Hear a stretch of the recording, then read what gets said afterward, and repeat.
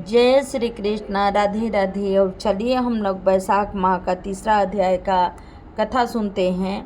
और यहाँ तक आप लोग सुने थे कि माता पिता तो केवल जन्म के दाता हैं, इसलिए विद्वान लोग अन्न देने वाले को ही माता पिता का दर्जा दिया हुआ है। तो अन्न दान सबसे बड़ा दान मानते हैं। और आगे के अब यहाँ से हम लोग कथा सुनते हैं। जो मनुष्य बैसाख माह में ब्राह्मण को सुंदर चारपाई का दान करता है और उस पर सोए हुए ब्राह्मण को हवा करता है तो संपूर्ण धर्मों के साधन से उनका शरीर निरोग रहता है। वो योगियों से भी दुर्लभ मोक्ष पद को प्राप्त करता है। उसके पाप ऐसे ही जल जाते हैं जैसे अग्नि के स्पर्श से कपूर। उस पलंग पर ब्राह्मण के सोने से जीवन भर के जाने और अनजाने के पाप नाश हो जाते हैं। वह इस जन्म में सुखों को भोगता है, उनके कुल की भी वृद्धि होती है, यश और धैर्य मिलता है। जो बैसाख माह में ब्राह्मण को सुंदर तकिया का दान करता है उनके सभी पाप नष्ट हो जाते हैं। बिना उनके मनुष्य सुखपूर्वक सो नहीं सकता और पृथ्वी का राज्य भोगता हुआ 7 जन्मों तक सुखी रहता है। धर्म प्राणाय तथा विजयी होकर अपने 7 कुलों सहित मोक्ष को प्राप्त हो जाता है। जो बैसाख माह में चटाई या आसन का दान करता है, जैसे जल में पड़ी हुई वह भीगती नहीं, जल से अलग रहती है, वैसे ही वह पुरुष संसार के सब धर्मों से अलग रहता है। चटाई तथा आसन देने वाला पुरुष आसन पर सैया पर बैठकर सुख भोगता है। जो कुमकुम का दान करता है वह सर्व सौभाग्य भौम राजा होता है। जो जल में भींगी हुई चंपा तथा कुश का दान करता है वह सब पापों से दूर होकर सर्व सुखी देवताओं की सहायता से मोक्ष प्राप्त करता है। जो मेष संक्रांति में केतकी सुगंधित द्रव्य तथा नारियल का दान करता है वह 7 जन्म तक ब्राह्मण के घर जन्म लेकर 7 कुलों सहित विष्णु को प्राप्त हो जाता है। जो ब्राह्मण के विश्राम के लिए मंडप बना कर देता है उसका अनंत फल होता है। जो छाया मंडप बनाकर बालू गिरवा कर प्याऊ लगवाता है वह भी स्वर्ग की स्वामी होता है। जो रास्ते में बाग तालाब कुआं बावड़ी प्याऊ आदि लगवाता है मानो धर्म उसका पुत्र ही है। उत्तम शास्त्रों का सुनना, तीर्थ यात्रा, जल दान, सत्संग, अन्नदान, पीपल का वृक्ष लगाना तथा पुत्र यह समान ही हैं। ऐसी संतान देवताओं को भी दुर्लभ हैं। जिनके संतान न हो उनको इनमें से एक काम अवश्य ही करना चाहिए। अब यहाँ से हम सुनते हैं चौथा अध्याय। और नारद जी कहते हैं कि बैसाख माह में शरीर में तेल लगाना, दिन में सोना, कांसे के बर्तन में भोजन करना, दोबारा भोजन, खाट पर सोना, घर में स्नान, यह सब कार्य वर्जित है। बैसाख माह में दोपहर के समय थके हुए ब्राह्मण के पैर दबाना सब व्रतों में उत्तम व्रत हैं। जो दोपहर में आए थके ब्राह्मण को सुंदर आसन देकर उसके पैर दबाता है वह सब बंधनों से मुक्त हो जाता है तथा गंगादि सब तीर्थों का स्नान का फल पाता है। मनुष्य रोगहीन तथा मोटा ताजा होकर भी बैसाख मास में स्नान न करने से चंडाल योनि को प्राप्त होता है। बैसाख मास की संक्रांति के दिन जो बाहर जाकर किसी भी तीर्थ पर स्नान नहीं करता वो 100 जन्म लेता है। बैसाख माह में अन्न दान अथवा जल दान न करने से निश्चित पूर्वक सभी दुखों से मुक्त नहीं होता। बैसाख माह में नदी में स्नान करके भगवान विष्णु का ध्यान करने से निश्चय ही 3 जन्मों में किए हुए पाप नष्ट हो जाते हैं।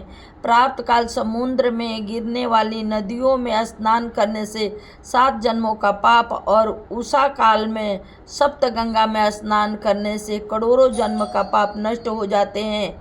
जावनी, वृद्ध, गंगा, कालिंदी, यमुना, सरस्वती, कावेरी, नर्मदा और त्रिवेणी यह सप्त गंगा हैं। बैसाख माह में बहते हुए जल में मंजन करने से सारे जन्म के किए हुए पाप नाश हो जाते हैं। दूध से उत्तम दही और दही से उत्तम घी है, वैसे ही सब मासों में कार्तिक से मास और माघ से बैसाख माह उत्तम है। दरिद्री तथा परधानी को जो भी थोड़ी वस्तु जल, कंद मूल, फल, गुड़, छाछ आदि मिल जाए वही दान करनी चाहिए। दान न करने से दरिद्रता आती है और दरिद्रता से मनुष्य पाप करता है तथा पाप से नरक मिलता है। इसलिए मनुष्य को चितानुसार अवश्य दान करना चाहिए। वैशाख माह के देवता विष्णु हैं, इस कारण इस माह में किया हुआ जप, दान, यज्ञ और तप अधिक फल देने वाले हैं। नीचे लिखे मंत्र से भगवान की प्रार्थना करें। हे भगवान, मैं वैशाख माह की संक्रांति में स्नान करने की कामना करता हूँ, कृपया आप इसको पूर्ण करें। तथा हे मधुसूदन, मैं स्नान करके आपको अर्घ्य देता हूँ, आप इस प्रकार इसे ग्रहण करें। गंगादि सब तीर्थ मेरे अर्घ को ग्रहण करके मुझ पर प्रसन्न हो। आप समदर्शी पापियों पर भी कृपा करने वाले मेरे अर्घ को ग्रहण करें और यथाचित फल देवे। इस प्रकार अर्घ देकर स्नान करके वस्त्र पहन अपना नित्य नियम करे और वैशाख में उत्पन्न होने वाले फूलों से भगवान का पूजन करे तथा वैशाख की कथा सुने। इससे करोड़ों जन्मों का पाप नाश हो जाता है। जो तुलसी दही से भगवान का पूजन करता है, तुलसी दल से भगवान का पूजा वह सर्वभौम राजा होकर अनेक जन्मों में विविध सुखों को भोगता है और फिर अगले अपने में कितने ही कुलों के साथ विष्णु संजीव मुक्त हो जाता है और विष्णु पद को पाता है। और यहाँ पर हमारा ये कथा चौथा अध्याय भी खत्म हो रहा है, तो 5वां अध्याय के लिए हम यहाँ से सुनते हैं कथा। और नारद जी कहने लगे कि हे राजन, वैशाख माह में सब धर्मों, तपो और मासों में श्रेष्ठ है। यह मैं तुम्हारे कहता हूँ कि जब युग समाप्त हो जाते हैं तथा प्रलय काल में भगवान अनेक से एक होकर सब जीवों को अपने उदर में समेटकर समुद्र में शयन करते हैं, तब इस कल्प के बीतने पर वेद भगवान को जागते हैं और भगवान अपने उदर में स्थित जीवों को रक्षा करते हैं तथा उन्हें अपने 2 कर्मों का फल देने के लिए सृष्टि के रचने का विचार करते हैं। उनकी नाभि से त्रिलोकी का आधार रूप सूर्यमय कमल उत्पन्न होता है। उस कमल से विराट रूप ब्रह्मा उत्पन्न हुआ। फिर सत्य, रज और तम उत्पन्न हुए और गुण, प्रकृति, मर्यादा तथा भुवनों के स्वामी रचे। फिर वर्णाश्रम के विभाग पर धन की कल्पना करते हुए वेद मंत्र, स्मृति, पुराण और इतिहास रचकर इसके प्रवर्तक ऋषि उत्पन्न हुए। अलग अलग वर्णों के धर्म निर्माण किए। प्रजा अपने धर्म में यथाचित लगी हुई है या नहीं, यह देखने के लिए साक्षात अंतर्यामी भगवान डर दिखाने और परीक्षा के निमित्त अवतार धारण कर स्वयं इस संसार में आए। वर्षा काल में कई कीचड़ में फंसकर यथोवक्त धर्म कार्य नहीं कर सकते। शीत में वातादि से दुखी होकर ठीक धर्म पर नहीं चल सकते। शरद ऋतु में ठंड के मारे प्राप्त काल नहीं उठते हैं, इससे बड़ा दुख होता है। इस कारण भगवान ने संपूर्ण पापों के निवारण के लिए बसंत ऋतु बनाई है।